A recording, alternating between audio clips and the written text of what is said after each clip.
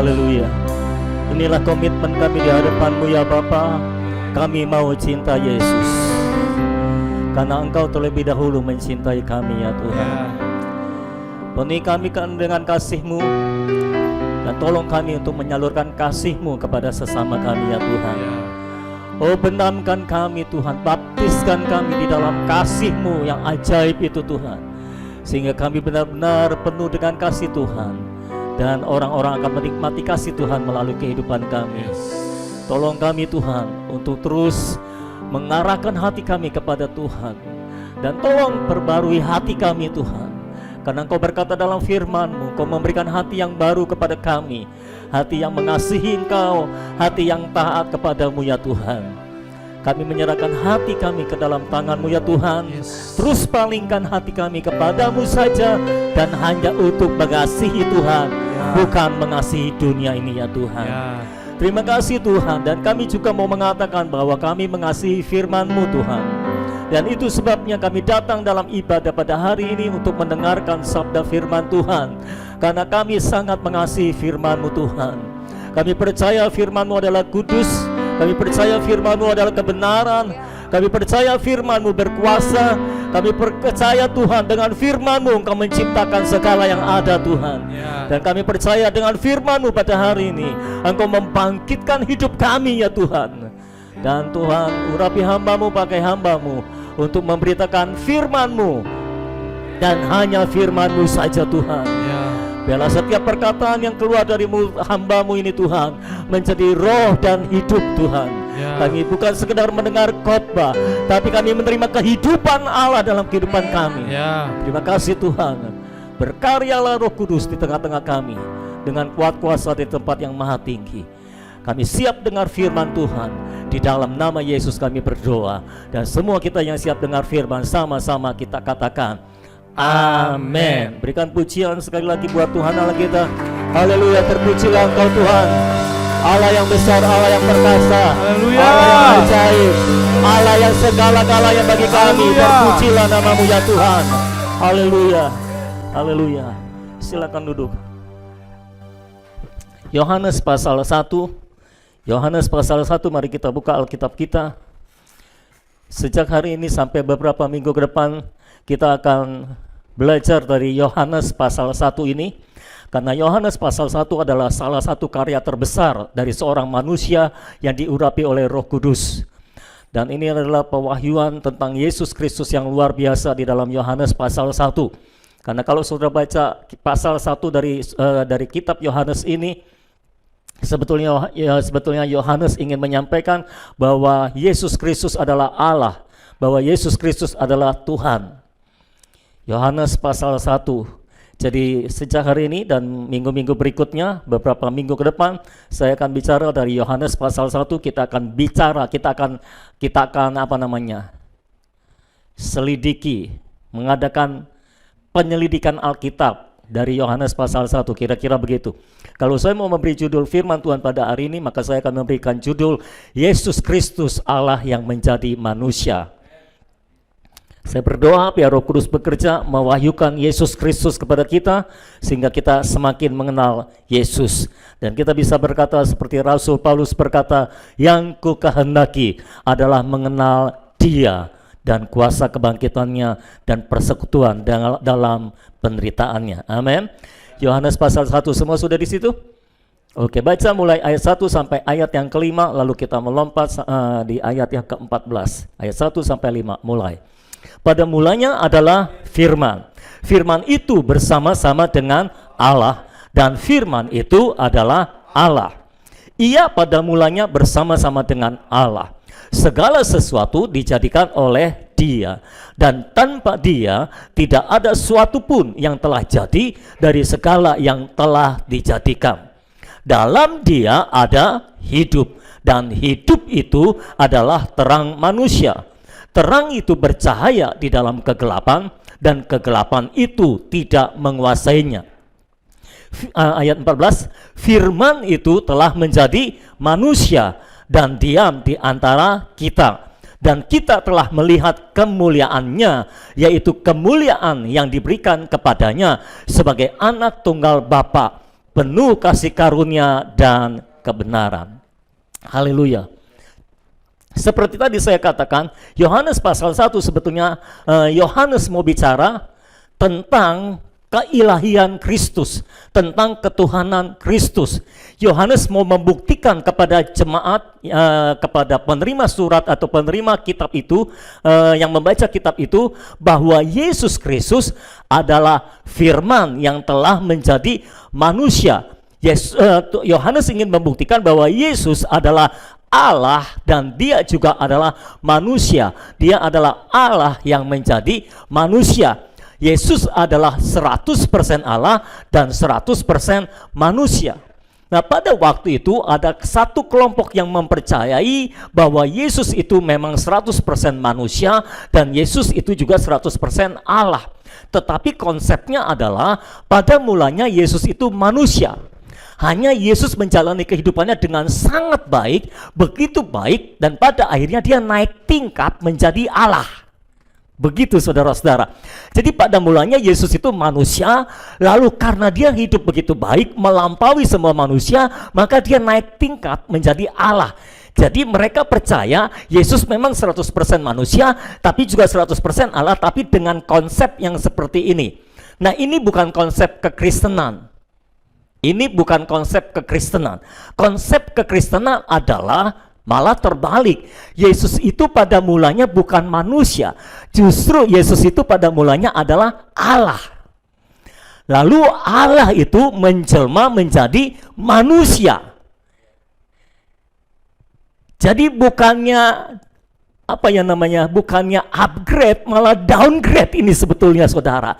Yesus itu Allah yang sudah ada sejak semula, dan Allah yang sudah ada sejak semula itu turun dari tahtanya menjadi manusia, menjelma menjadi manusia.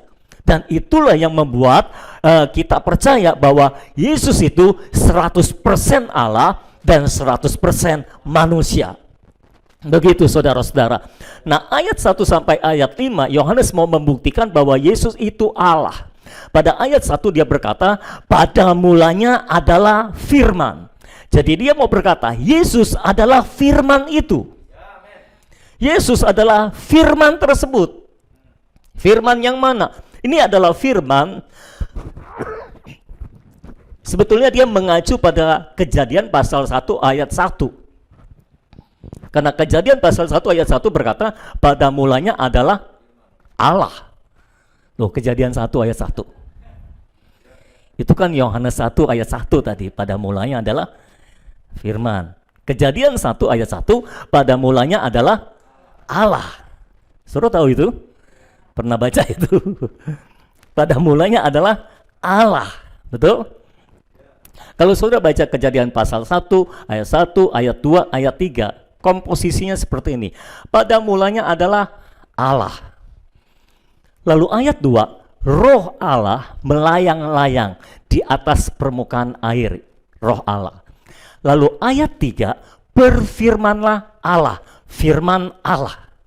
Jadi firman Allah inilah yang Yohanes mau tunjuk bahwa firman itulah dalam Kejadian pasal 1 ayat 3, firman Allah itulah Yesus. Firman Allah itulah yang pada mulanya ada bersama-sama dengan Allah, yang mencipta bersama-sama dengan Allah. Itulah firman Allah yang telah menjadi manusia dan berwujud dan bernama Yesus Kristus. Jadi firman itu adalah Yesus Kristus. Yesus Kristus adalah firman yang telah menjadi manusia. Nah, kalau kita baca Kejadian pasal 1 ayat 1 sampai ayat 3, sejak semula Alkitab telah menggambarkan kepada kita bahwa Allah kita adalah Allah Tritunggal. Allah kita adalah Allah yang esa tapi punya 3 pribadi. Begitu. Bukan 3 Allah, 1 Allah, tapi 3 pribadi. Pada mulanya adalah Allah. Betul? Ayat 2, roh Allah melayang-layang. Ini Roh Kudus. Lalu ayat 3, berfirmanlah Allah. Firman Allah.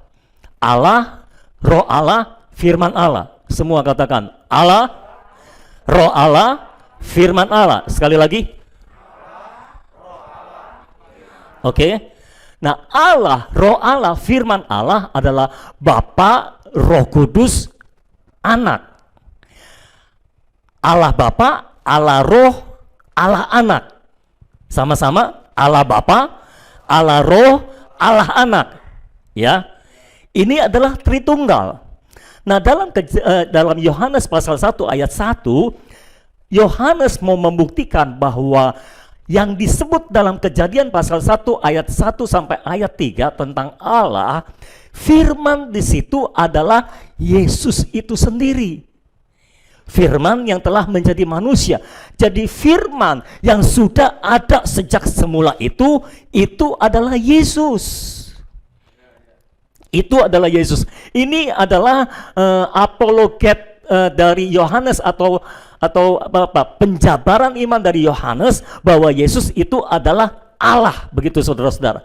Nah, perlu saudara ketahui lagi, di samping menunjuk kepada Kejadian pasal 1 ayat 1 sampai ayat yang ketiga, maka Yohanes juga menunjuk kepada kebiasaan orang-orang Yahudi yang dari dulu mereka tidak berani menyebut nama Allah Yahweh dengan sembarangan. Itu sebabnya nama Allah Yahweh mereka kuduskan sampai mereka tidak berani sebut nama Allah Yahweh. Lalu solusinya bagaimana? Karena mereka tidak berani sebut nama Allah Yahweh, maka mereka sebut dengan sebutan yang lainnya. Misalnya Adonai, ya saudara, itu nama Allah juga, cuma bukan Yahweh, karena Yahweh ini kudus banget dan mereka takut menyebut nama Yahweh. Itu sebabnya mereka ganti dengan Adonai. Lalu yang lain, sebutan yang lain untuk mengganti nama Yahweh adalah mereka memakai kata firman. Jadi orang Israel itu kan awalnya berbahasa Ibrani, ya saudara. Lalu dalam bahasa sehari-hari, dalam perkembangannya bahasa Ibrani jadi kurang dipakai lagi dalam bahasa sehari-hari. Bahasa Ibrani itu seperti cuma jadi bahasa sastra begitu. Jadi bahasa yang seperti sastra begitu. Dalam bahasa sehari-hari mereka menggunakan bahasa Aram.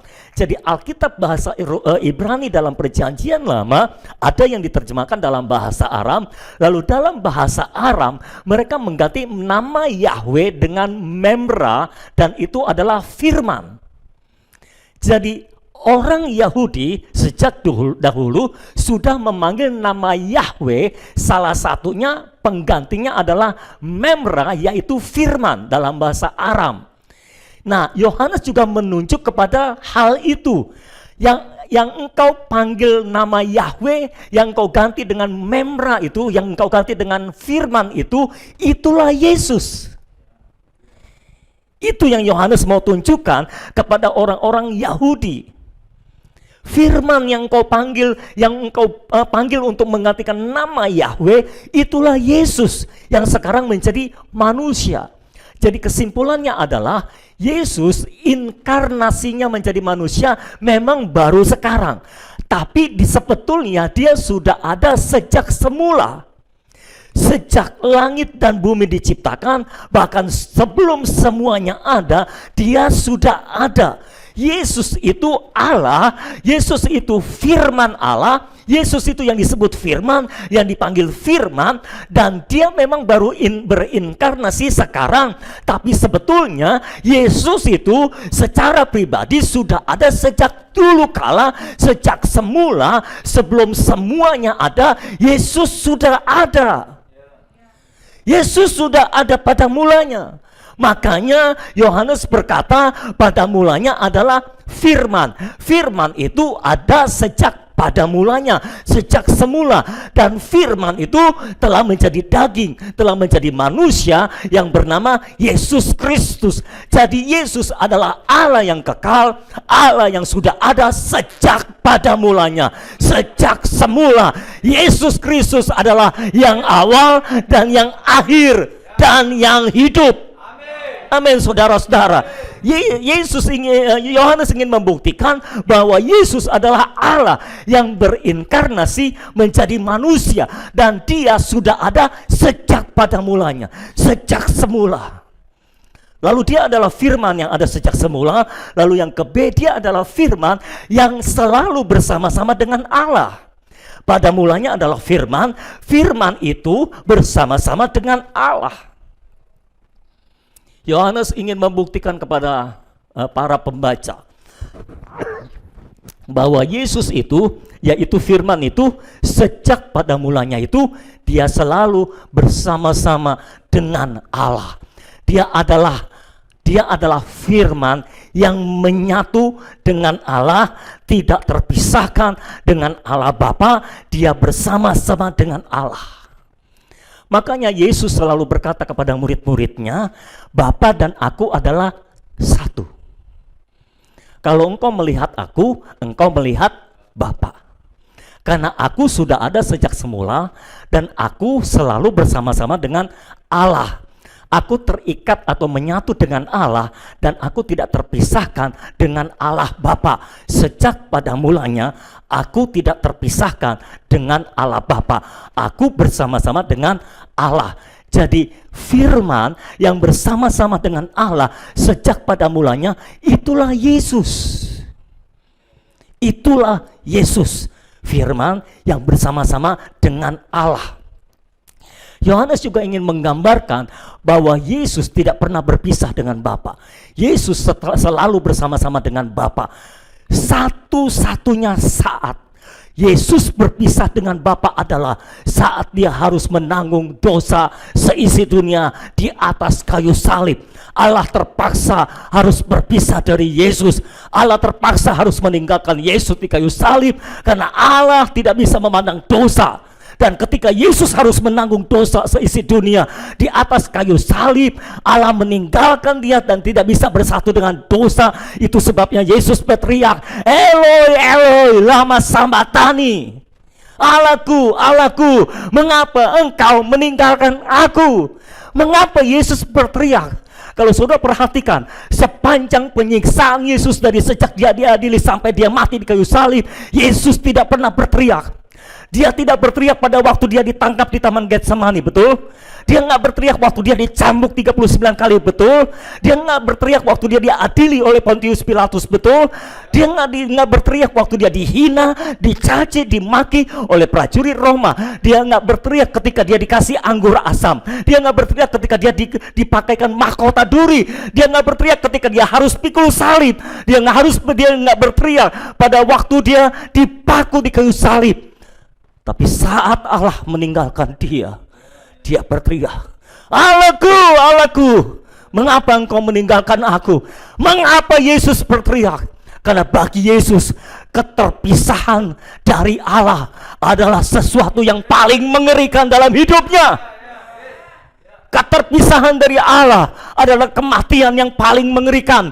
Yesus sedang menghadapi kematian secara jasmani, tapi dia tidak berteriak menghadapi kematian jasmani. Dia berteriak ketika dia menghadapi kematian rohani, di mana dia harus terpisah dari Allah. Itu sebabnya dia berteriak, Eloi, Eloi, lama sabachthani. Allahku, mengapa engkau meninggalkan aku? Bagi Yesus, kematian jasmani bukan apa-apa. Bagi Yesus, yang paling mengerikan bukanlah kematian jasmani. Yang paling mengerikan adalah kematian rohani, di mana kita terpisah dari Allah. Itu sebabnya saya bingung dan heran kalau ada orang-orang Kristen, kalau ada orang-orang percaya yang mengaku telah lahir baru tapi sanggup terpisah dari Allah. Saya nggak habis pikir, saya nggak habis mengerti kalau ada orang-orang Kristen yang sanggup hidup terpisah dari Allah, yang sanggup hidup berjauhan dari Allah. Saya tidak habis pikir, bagaimana mungkin ada orang Kristen bisa berjauhan dari Allah, bisa menjauh dari Allah, bisa menjauh dari ibadah. Bagaimana mungkin ada orang Kristen bisa berjauhan dari Allah tanpa merasa tersiksa? Nggak masuk akal. Kalau engkau bersatu dengan Allah, engkau akan paham sepaham-pahamnya bahwa kematian yang mengerikan bukanlah kematian jasmani. Kematian yang paling mengerikan adalah keterpisahan dari Allah. Di Taman Eden, Allah berkata kepada Adam dan Hawa, kepada manusia pertama, jangan makan pohon pengetahuan itu, karena ketika engkau memakannya maka engkau akan mati. Tapi iblis berkata, tidak, engkau makan itu, engkau tidak akan mati. tapi engkau akan menjadi seperti Allah, tahu tentang yang baik dan yang jahat. Lalu manusia makan makan buah itu. Apakah manusia mati? Apakah manusia mati? Enggak, secara jasmani enggak. Tapi secara rohani iya. Kalau manusia tidak mati, mengapa Allah berkata, kalau kamu makan, kamu mati?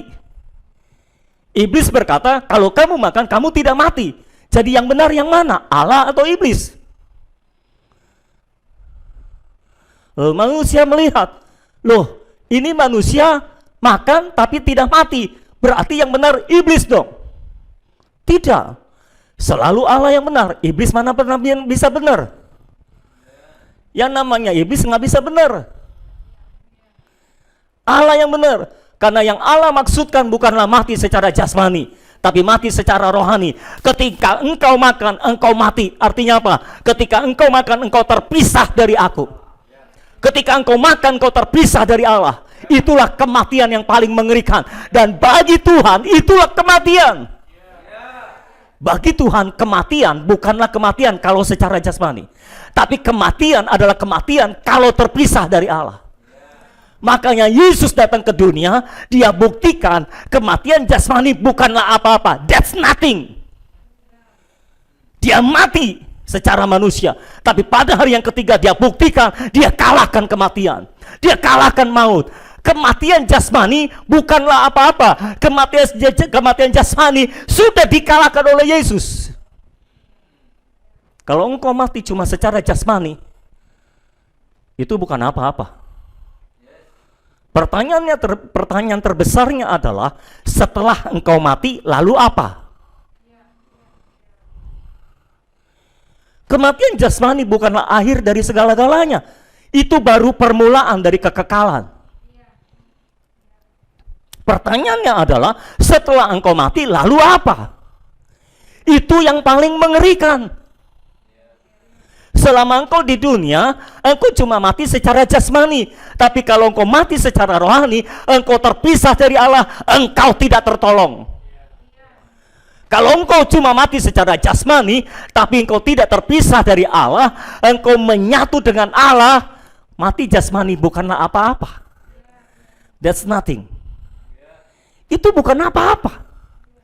Itu sudah dikalahkan oleh Yesus. Ada banyak manusia, mereka begitu takut menghadapi kematian jasmani, tapi tidak takut menghadapi kematian rohani. Engkau salah. Yang harusnya engkau takutkan adalah kematian rohani, di mana engkau terpisah dari Allah. Sekali lagi saya ngomong, tolong perhatikan baik-baik apa yang saya katakan. Kematian jasmani bukanlah apa-apa. Kematian jasmani sudah dikalahkan oleh Yesus. Jadi itu bukan apa-apa. Kematian yang lebih mengerikan, kematian yang paling mengerikan adalah kalau engkau terpisah dari Allah. Itu kematian yang paling mengerikan.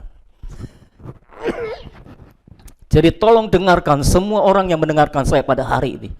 Please, jangan menjauh dari Allah. Jangan terpisah dari Allah. Kalau hari ini ada di antara saudara yang sedang menjauh dari Allah, saya panggil engkau kembali untuk pulang kepada Bapamu, untuk kembali kepada Bapamu, dan kembali berhubungan dengan Allah, didamaikan dengan Allah. Yesus telah mati untuk mendamaikan kita dengan Allah, karena kita tadinya berpisah dari Allah. Tapi karena kematian Yesus, kita kembali terhubung dengan Allah. Nah, kalau Yesus sudah membayar nyawanya untuk membuat kita kembali menyatu dengan Allah, please hargai pengorbanan Yesus. Apa yang telah Yesus bayar untuk saudara menyatu kembali dengan Allah itu mahal. Dia mengorbankan nyawanya sendiri. Tapi ada banyak orang Kristen tidak paham akan hal ini. Mereka menganggap remeh korban tebusan Yesus di kayu salib, dan mereka menjalani kehidupan kekristenan mereka secara sembarangan. Mereka tidak sadar bahwa untuk mereka menyatu dengan Allah kembali, Yesus harus mati mengorbankan dirinya sendiri. Dan kalau Yesus sudah mengorbankan dirinya sendiri buat saudara, supaya saudara bisa menyatu dengan Allah, lalu mengapa saudara menjauh dari Allah? Lalu mengapa saudara mau terpisah dari Allah? Saya berdoa pada hari ini biar Roh Kudus menjamah hidup kita semuanya, biar kita paham apa yang Yesus telah lakukan bagi kita. Kematian jasmani bukanlah apa-apa. Itu kematian yang telah kalah, yang telah dikalahkan. Itu bukan apa-apa bagi kita. Kematian yang harus kita hadapi secara sungguh-sungguh, kematian yang harus kita perhitungkan secara sungguh-sungguh adalah kematian rohani, keterpisahan dari Allah.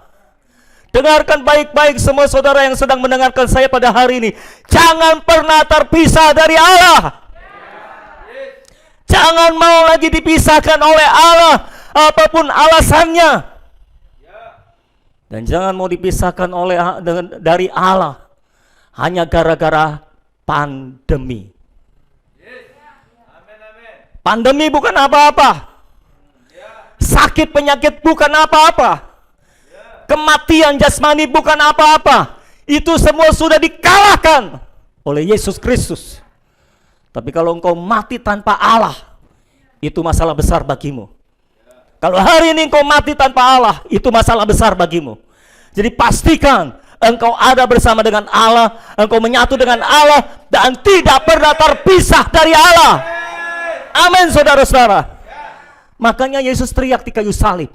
Karena buat dia kematian jasmani bukan apa-apa. Dia tahu kematian jasmani akan dia kalahkan.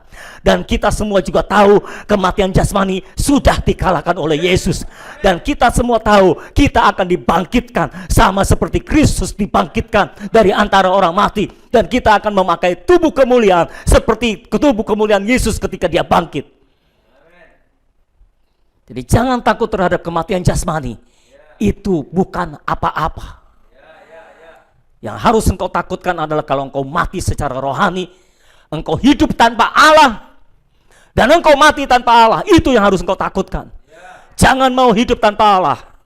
Amin. Jangan mau hidup tanpa Allah. Jangan mau hidup jauh dari Allah. Harusnya engkau seperti Yesus. Ketika engkau merasa Allah begitu jauh daripada saudara, harusnya engkau teriak. Ini orang Kristen teriaknya kalau dicubit aja teriak, "Au!" Kalau dicaci maki teriak, "Aduh sakit." Aku yang tersakiti. Tapi kalau jauh dari Allah, kalau engkau merasa Allah jauh daripadamu, engkau tidak pernah teriak. Harusnya engkau seperti Yesus. Ketika engkau merasa Allah begitu jauh dari saudara, bahkan sedikit jauh dari saudara, engkau teriak. Allahku, mengapa engkau meninggalkan aku? Allahku, please jangan tinggalkan aku. Aku mau menyatu dengan engkau. Amin, saudara. Suara saya jelas terdengar ya? Yang di rumah jelas terdengar ya? Oh, saya harap sangat jelas. Perlu kejelasan sound system untuk memberitakan firman Tuhan, saudara-saudara. Karena kalau firmannya jelas tapi soundnya nggak jelas, jadi repot juga. Saya harap dua-duanya jelas. Amin, saudara. Jadi firman yang ada sejak semula, firman yang ada bersama-sama dengan Allah, itulah Yesus. Amin. Dan firman itu adalah Allah. Yesus itu adalah Allah. Dia adalah firman. Firman itu sudah ada sejak semula. Firman itu bersama-sama dengan Allah. Kesimpulannya, firman itu adalah Allah. Jadi kesimpulannya, Yesus itu adalah Allah. Dan ayat 14 berkata, firman itu telah menjadi manusia dan diam bersama-sama dengan kita. Itulah Yesus Kristus. Yesus Kristus adalah Allah. Firman itu adalah Allah. Dan firman itu adalah Yesus. Jadi kesimpulannya, Yesus Kristus itu adalah Allah. Kita harus memuji Tuhan secara luar biasa. Karena yang kita sembah adalah Allah. Yang kita ikuti adalah Allah. Yang kita puja adalah Allah. Itu sebabnya kekristenan berbeda dengan agama yang lainnya. Agama yang lain memuja nabi mungkin, memuja pendirinya agamanya. Tetapi kita, nabi kita adalah Yesus. Pendiri agama kita adalah Yesus. Dan Yesus itu adalah Allah. Jadi kita mengikuti Allah. Kita menyembah Allah. Kita memuja Allah. Kita tidak memuja nabi, kita tidak memuja pendiri agama, kita menyembah memuja Yesus Kristus, dan Yesus Kristus itu adalah Allah. Amin, saudara. Itu sebabnya saudara tidak bisa mempersamakan kekristenan dengan yang lainnya. Sama sekali berbeda. Apanya yang sama? Kita tidak pernah menyembah nabi, kita tidak pernah mengikut seorang nabi, kita tidak pernah mengikut seorang pendiri agama, kita menyembah Allah. Karena Yesus itu adalah Allah.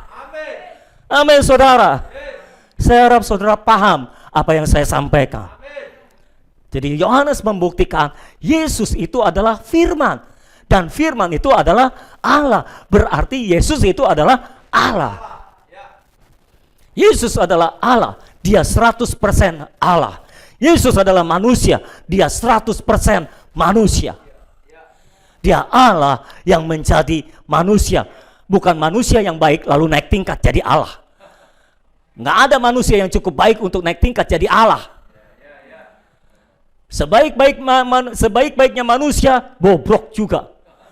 Saya harus mengakui, setelah saya bergaul dengan yang namanya manusia, saya harus mengakui manusia itu jahat banget.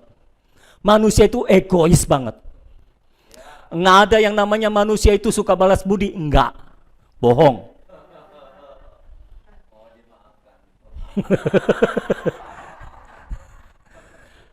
Saudara berbuat baik kepada siapapun juga, maafkan, jangan GR. Mereka belum tentu ingat saudara. Manusia itu egois. Manusia itu jahat. Jadi sebaik-baik manusia tetap egois. U-U-A. Bukan U-U-D, U-U-A. Apa? Ujung-ujungnya aku. Egonya, egoisnya. Di dalam diri manusia, di dalam yang baiknya juga ada yang jahatnya. Karena pohon pengetahuan memang terdiri dari yang baik dan yang jahat. Selama manusia masih makan dari buah pohon pengetahuan, selalu dari yang baik ada yang jahatnya. Enggak ada manusia yang begitu baik sampai bisa naik tingkat jadi Allah. Jadi sorry, bukan saudara nggak boleh hidup baik, saudara harus hidup baik. Tapi sorry, kalaupun saudara sudah hidup baik, saudara nggak bisa naik tingkat jadi Allah. Yesus Allah, tapi Eko bukan Allah. Yesus Allah, tapi aku bukan Allah. Saudara boleh jadi pengkhotbah yang paling diurapi seluruh dunia dan akhirat, tapi saudara tidak pernah akan bisa menjadi Allah seperti Yesus. Tapi Yesus adalah Allah yang menjadi manusia. Mustahil untuk manusia menjadi Allah. Sebetulnya mustahil juga untuk Allah menjadi manusia. Tapi namanya Allah, dia memungkinkan apa yang mustahil. Dia jadi manusia dan tinggal bersama-sama dengan kita. Kita memuji Tuhan untuk hal itu. Boleh berikan tepukan tangan untuk Tuhan kita Yesus Kristus. Haleluya. Haleluya. Yang kedua, Yohanes membuktikan bahwa Yesus adalah Sang Pencipta. Yesus adalah Sang Pencipta. Ayat 2 dan ayat 3 berkata, Ia pada mulanya bersama-sama dengan Allah. Segala sesuatu dijadikan oleh Dia, dan tanpa Dia tidak ada sesuatu pun yang telah jadi dari segala yang telah dijadikan. Jadi Yohanes membuktikan bahwa pada waktu penciptaan, Yesus dalam bentuk firman Allah berada bersama-sama dengan Allah, dan dia menciptakan bersama-sama dengan Allah segala sesuatu yang ada. Bahkan Alkitab berkata, di dunia ini tidak ada sesuatu pun yang ada yang bisa ada kalau tanpa firman, kalau tanpa Yesus. Langit dan bumi diciptakan dengan firman Allah. Bahkan ketika Allah menciptakan manusia, Yesus ada bersama-sama di sana. Allah berkata, baiklah kita menjadikan manusia kita. Kita di situ termasuk Allah Bapa, Allah Putra, dan Allah Roh Kudus. Yesus ada di sana bersama-sama dengan Allah Bapa untuk menciptakan manusia. Jadi dia adalah Sang Pencipta. Saudara-saudara ini kasih oleh Tuhan, semua agama di atas muka bumi ini selalu menyembah Allah Sang Pencipta. Dan semua agama di seluruh dunia ini mengakui bahwa hanya Allah yang bisa menciptakan dunia. Kalau bukan Allah yang menciptakan dunia, lalu siapa yang menciptakan dunia? Tidak ada makhluk lain yang bisa menciptakan dunia, karena cuma Allah yang menciptakan dunia. Allah adalah pencipta, Allah bukan ciptaan. Kitalah ciptaan. Karena orang-orang ateis berkata bahwa Allah itu sebetulnya diciptakan oleh manusia dalam pikirannya. Jadi manusia menciptakan Allah dalam pikirannya, padahal Allah tidak ada, tapi manusia menciptakan Allah sendiri dalam pikirannya. Di pikiran manusia dia ciptakan Allah, Allah yang mencipta, Allah yang harus disembah. Lalu setelah dia ciptakan dalam pikirannya bahwa ada Allah, maka dia menyembah Allah. Bukan seperti itu kisahnya. Allah tidak pernah masuk kategori ciptaan. Allah adalah sang pencipta. Kita ini manusia adalah ciptaan. Siapa kita bisa menciptakan Allah? Nggak mungkin. Nah, ini sebuah kemustahilan lagi. Manusia dibilang menciptakan Allah. Nggak mungkin. Allah menciptakan manusia, itu baru mungkin. Betul, saudara. Hanya orang yang punya akal sehat yang bisa menerima bahwa Allah lah yang menciptakan manusia, bukan manusia yang menciptakan Allah. Saudara harus paham bahwa Yohanes menulis kitab Yohanes ini di tengah-tengah budaya Yunani. Dan Yunani terkenal dengan filsafatnya. Orang-orang pinter di sana.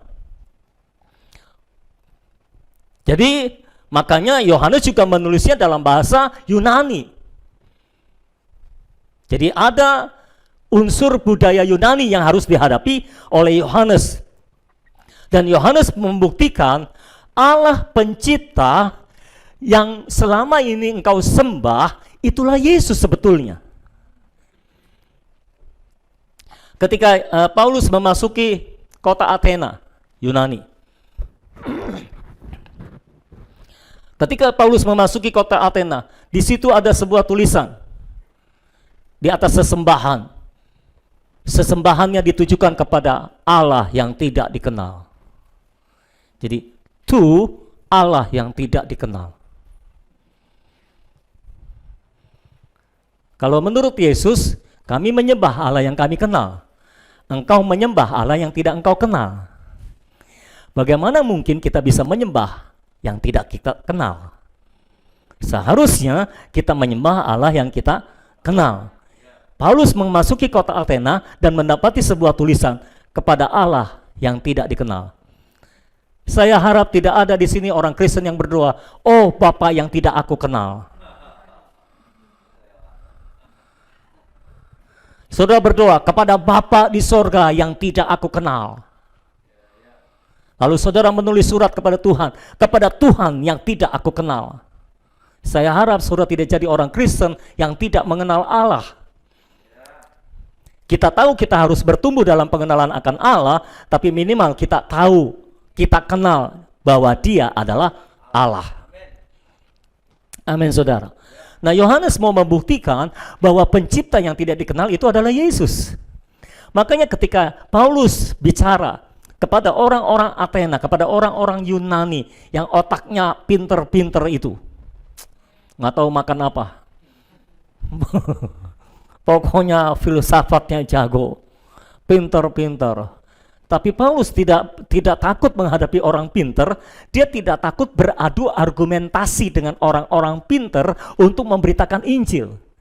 Nah, saya berharap di sini juga akan muncul hamba-hamba Tuhan, hamba-hamba Kristus Yesus yang tidak takut menghadapi orang-orang pinter untuk beradu argumentasi dalam memberitakan Injil. Bukan berdebat, beradu argumentasi. Yesus pun beradu argumentasi dengan orang Farisi. Paulus beradu argumentasi dengan orang Athena, dan Paulus berkata, "Waktu aku masuk ke kotamu ini, aku dapati sebuah tulisan kepada Allah yang tidak dikenal." Lalu Paulus berkata, "Aku datang ingin memperkenalkan Allah yang tidak engkau kenal."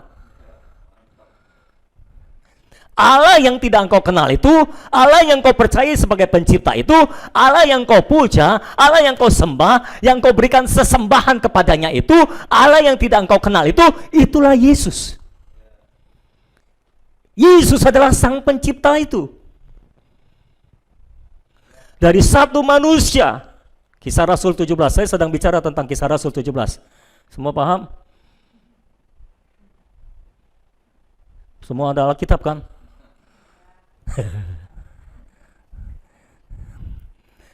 Paulus berkata, dari satu manusia, dia sudah menjadikan seluruh bangsa. Itu Allah pencipta. Dan Allah pencipta yang tidak engkau kenal itu adalah Yesus Kristus. Dia adalah Sang Pencipta. Siapa yang menciptakan saudara? Loh, kok nggak jawab? Nggak tahu. Siapa yang menciptakan saudara?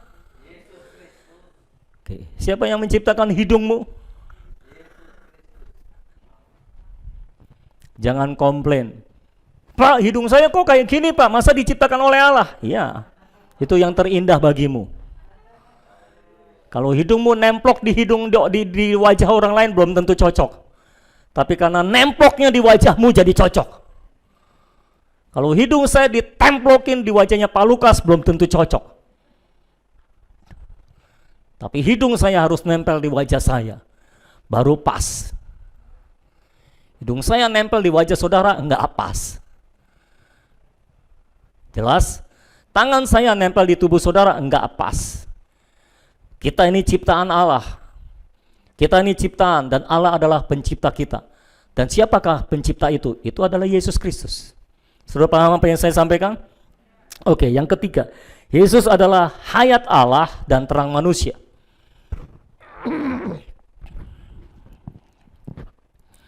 Yesus adalah hayat Allah dan terang manusia.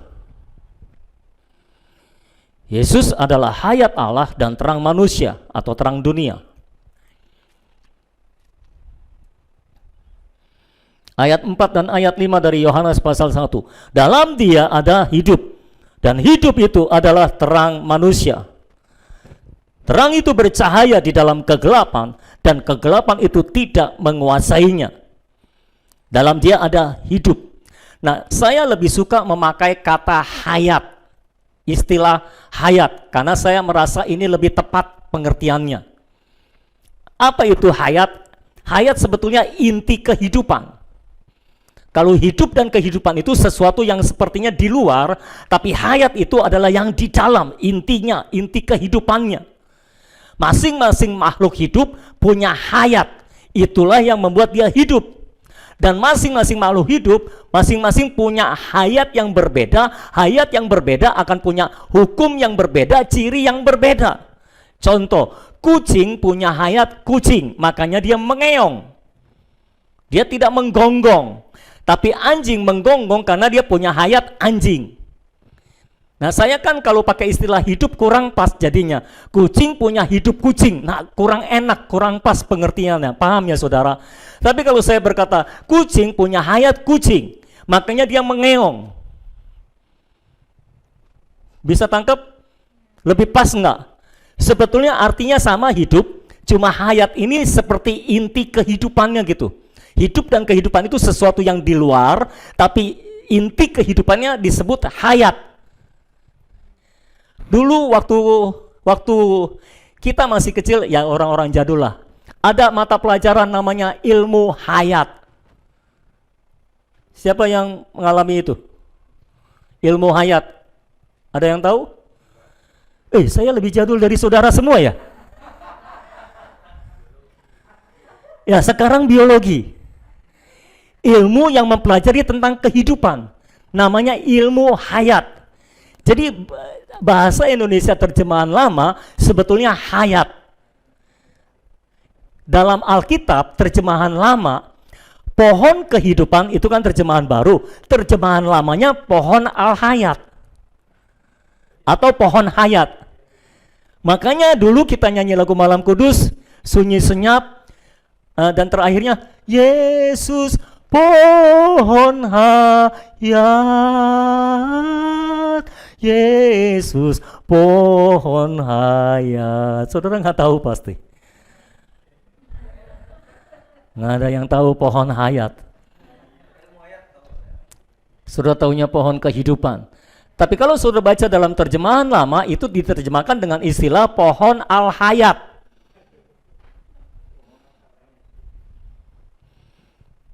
Al-hayat kalau diterjemahkan dalam bahasa Inggris itu the life.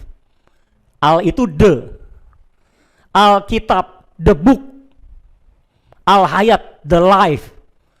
Begitu kira-kira. Pelajaran bahasa selesai, kita beralih kepada pelajaran berikutnya. Kok jadi belajar bahasa sih, saudara?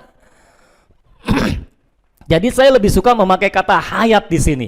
Dan saya akan mulai memperkenalkan kata hayat kepada saudara karena saya rasa ini lebih tepat pengertiannya. Kita mencari kata yang mewakili, yang lebih tepat pengertiannya. Maksudnya begitu. Ini bukan soal gaya-gayaan, bukan soal keren-kerenan.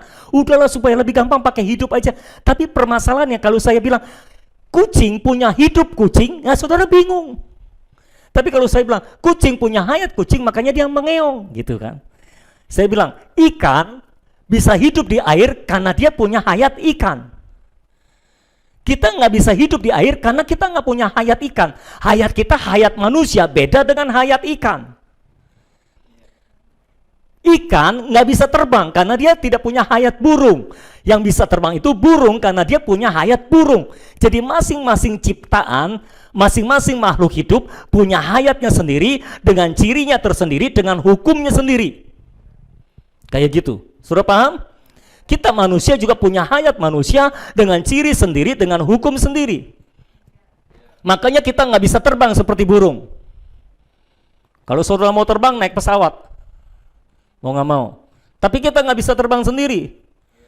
Jangan coba-coba naik ke lantai 7 lalu terbang begini-begini. Terjun dari lantai 7 sambil gini-gini, saudara harap saudara akan terbang. Percayalah saudara tidak akan terbang. Saudara tetap akan ke bawah. Karena ada gaya tarik bumi, ada hukum gravitasi bumi yang menarik saudara ke bawah.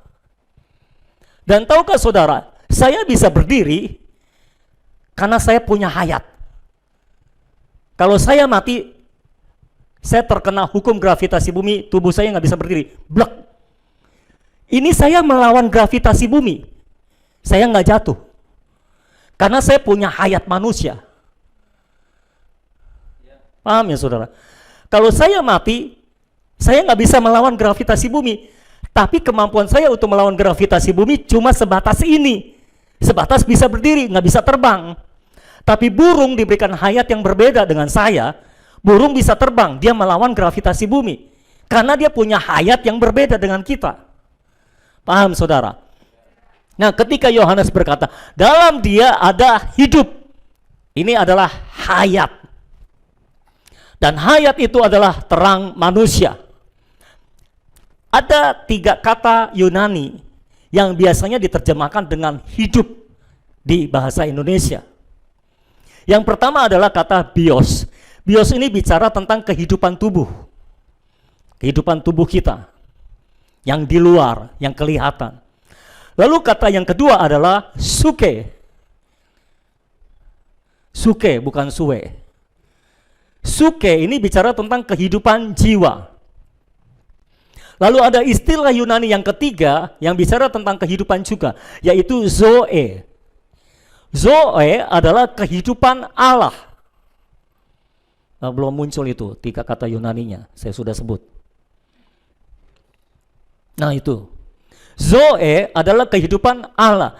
Jadi kalau saudara baca Alkitab dalam terjemahan baru, ada kata hidup, itu bisa berarti bios, bisa berarti suke, tapi juga bisa berarti zoe.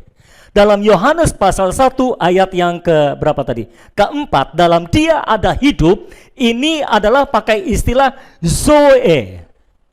Kehidupan Allah. Jadi ini adalah hayat Allah.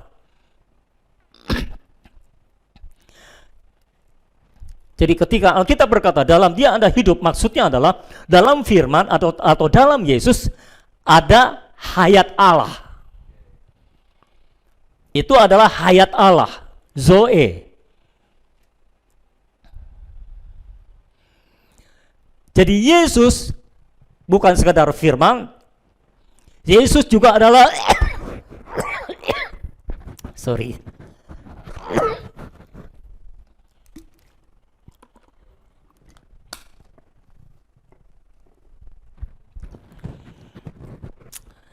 Haleluya.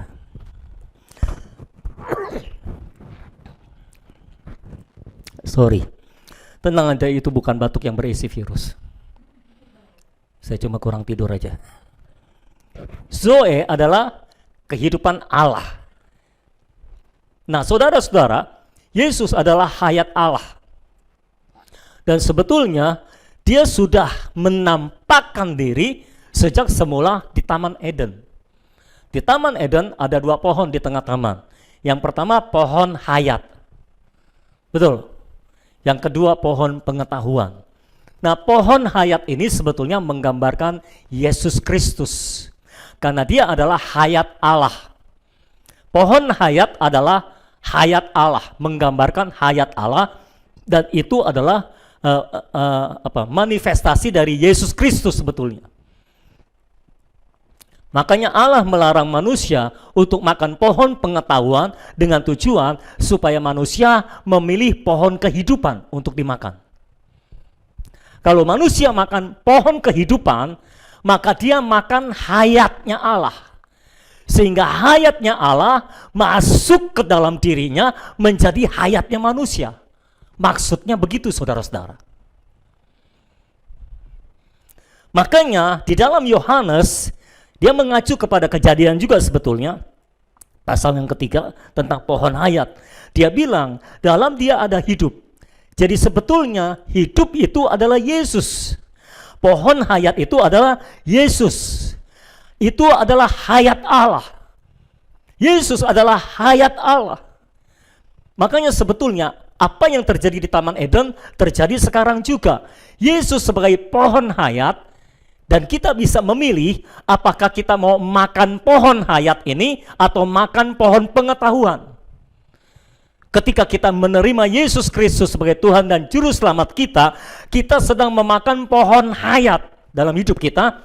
Lalu kita menjadikan hayat Allah itu menjadi hayat kita di dalam roh kita. Jadi ketika kita makan Yesus, makan pohon hayat itu, kan Yesus bilang, dagingku adalah benar-benar makanan dan darahku benar-benar minuman. Makanlah, maka engkau akan beroleh hidup. Maksudnya begitu. Ini sebetulnya gambarannya di Taman Eden pohon hayat. Makan, kamu akan hidup. Jadi ketika Yesus yang adalah hayat Allah masuk ke dalam diri manusia, dia menjadi hidup. Apa maksudnya hidup? Kita kembali terhubung dengan Allah dan ada kehidupan Allah dalam diri kita. Ketika kita mau menghubungkan diri dengan Allah, mau nggak mau kehidupan Allah harus masuk dulu dalam roh kita, membangkitkan roh kita yang telah jatuh dalam dosa itu, yang telah mati karena dosa, dibangkitkan rohnya oleh hayat Allah.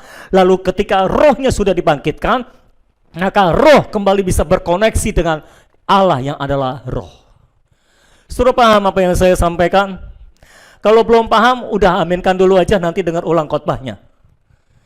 Daripada lama nungguin saudara paham, maksudnya gitu. Yesus adalah hayat Allah, kehidupan Allah. Dan ketika kita menerima kehidupan Allah dalam diri kita, maka kehidupan Allah dalam diri kita itu akan menjadi terang bagi kita. Ketika manusia sebelum menerima hayat Allah di dalam Yesus Kristus, manusia hidup dalam kegelapan dosa. Betul saudara-saudara? Ketika manusia jatuh ke dalam dosa, dia kehilangan hubungan dengan Allah, dan dia memang belum memiliki hayat Allah, dan manusia mati secara rohani. Dia mati secara rohani, dia dikuasai oleh dosa, dia hidup dalam dosa, dia hidup dalam kungkungan kegelapan dosa. Dan dia tidak bisa keluar dari kegelapan dosa itu. Sampai kapan? Sampai Yesus Kristus yang adalah hayat Allah masuk ke dalam diri manusia, menjadi terang manusia, maka manusia tidak lagi dikuasai oleh kegelapan dosa. Makanya Alkitab berkata, dalam dia ada hidup, dan hidup itu adalah terang manusia. Terang itu bercahaya di dalam kegelapan hati kita, di dalam kegelapan hidup kita, dan kegelapan itu tidak menguasainya. Kalau hayat Allah masuk dalam hidup saudara, maka kegelapan tidak akan menguasai saudara. Yang ada dalam hidup saudara cuma terang Allah. Dan ketika Alkitab bicara tentang terang, maka Mazmur 119 ayat 105 berkata, firman-Mu itu pelita bagi kakiku dan terang bagi jalanku. Jadi ketika Alkitab bicara tentang terang, maka Alkitab juga bicara tentang jalan. Jadi Yesus itu hidup, Yesus itu jalan. Dan sebelumnya dikatakan Yesus adalah firman, dan firman adalah kebenaran. Jadi Yesus itu kebenaran, Yesus itu kehidupan atau hidup, dan Yesus itu jalan.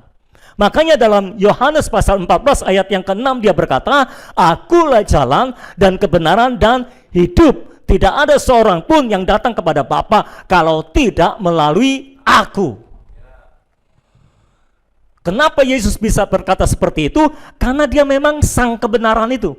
Karena dia adalah sang firman itu. Kenapa dia bisa berkata, akulah jalan? Karena terang memang bicara tentang jalan. Seorang tanpa Yesus, seorang tanpa hayat Allah akan kehilangan jalan Allah.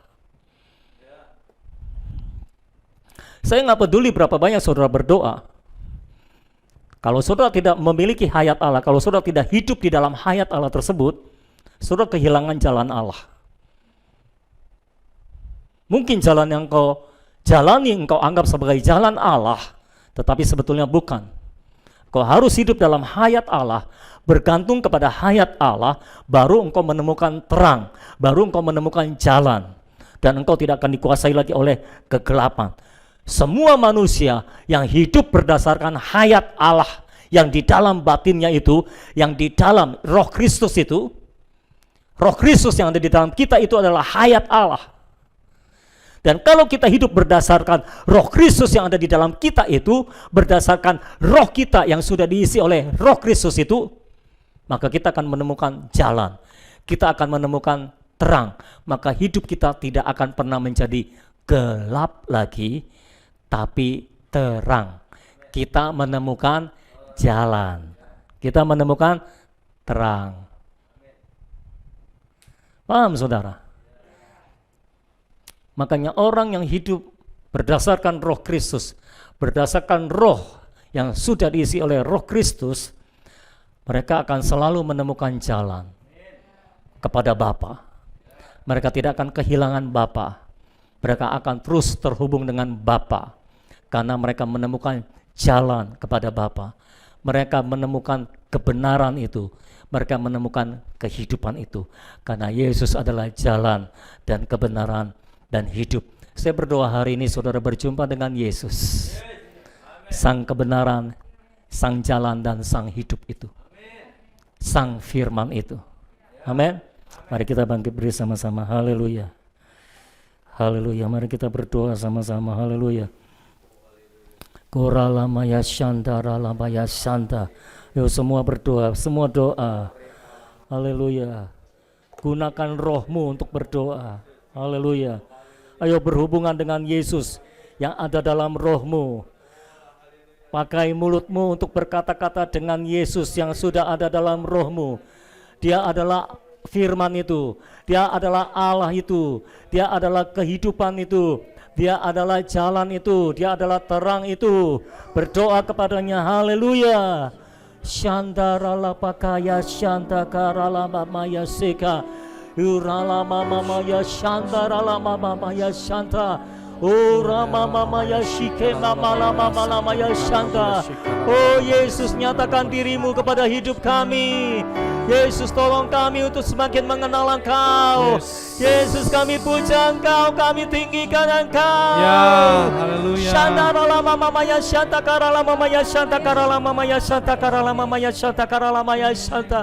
Oh ralama mama ya sheke mama ya shanta. Angkat tanganmu, angkat suaramu, puji Dia, sembah Dia. Oh Dialah Yesus itu, Dialah sang firman itu, Dialah Allah yang menjelma menjadi manusia. Dia ada di antara kita. Haleluya. Shandara mama ya shanta karala mama ya shanta. Oh ralama mama ya shanta karala mama ya shanta. Jesus, Jesus, Jesus, Jesus. Urala mama ya shanta karala mama ya shanta karala mama ya shanta. Haleluya, haleluya. Kami sembah, kami muliakan Allah kami yang besar, Allah kami yang besar. Kami sembah, kami muliakan Allah yang besar, Allah yang mulia, Allah yang dahsyat. Engkau berkuasa, Engkau Allah pencipta, Engkaulah jalan dan kebenaran dan hidup.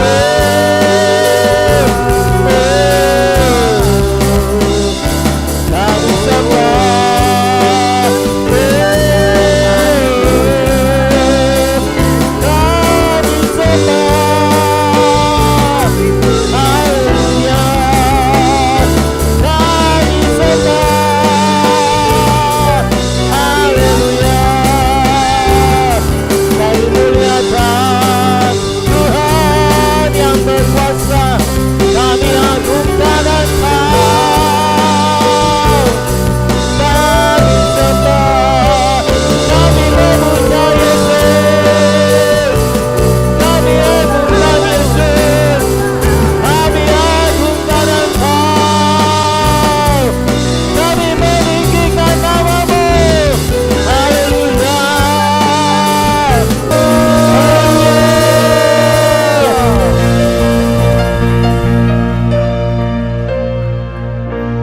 Angkat tanganmu di hadapan Tuhan. Kami memuji kebesaran-Mu ya Tuhan. Engkau Allah yang besar, Engkau Allah yang ajaib. Engkau tidak bisa ditandingi oleh siapapun juga. Tidak pernah ada Allah yang seperti Engkau, dan tidak akan pernah ada lagi Allah yang seperti Engkau. Engkaulah satu-satunya Allah, dan Engkaulah Allah yang layak disembah. Itu sebabnya kami menyembah Engkau ya Tuhan kami yang hidup. Kami menyembah Engkau dengan segenap hati, jiwa, dan kekuatan kami Tuhan. Ini hidup kami abdikan sepenuhnya kepadamu saja ya Tuhan. Ini hidup kami, pakai kami menjadi bejana untuk menampung kepenuhan Kristus dan untuk memanifestasikan kepenuhan Kristus lewat kehidupan kami. Pakai kami untuk memanifestasikan Kristus di atas muka bumi ini, sehingga semua dunia, seluruh dunia akan mengenal Kristus lewat kehidupan kami.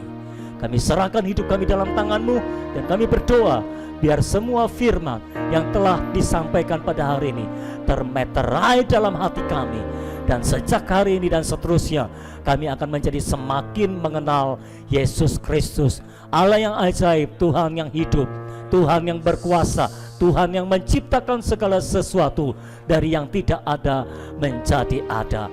Kami sembah Engkau Tuhan yang hidup. Kami puji nama-Mu ya Yesus kami. Haleluya. Oh Tuhan, kami bangga punya Allah yang seperti Engkau. Sekali lagi kami serahkan hidup kami dalam tangan Tuhan. Tolong kami untuk selalu memuliakan Tuhan dalam kehidupan kami dan dalam pemberitaan kami Tuhan. Pakai hidup kami untuk memuliakan nama Tuhan selalu. Kami berdoa di dalam nama Tuhan kami Yesus Kristus. Biar semua anugerah dan firman yang sudah kami terima termeterai secara penuh dalam hidup kami dan tidak akan tercuri oleh iblis. Terima kasih Tuhan kami. Kami berdoa di dalam nama Tuhan Yesus Kristus. Dan semua kita yang percaya sama-sama kita katakan amin. Berikan pujian bagi Tuhan Allah kita. Glory, haleluya. Glory, haleluya. Glory, glory, haleluya. Terpujilah Tuhan, haleluya.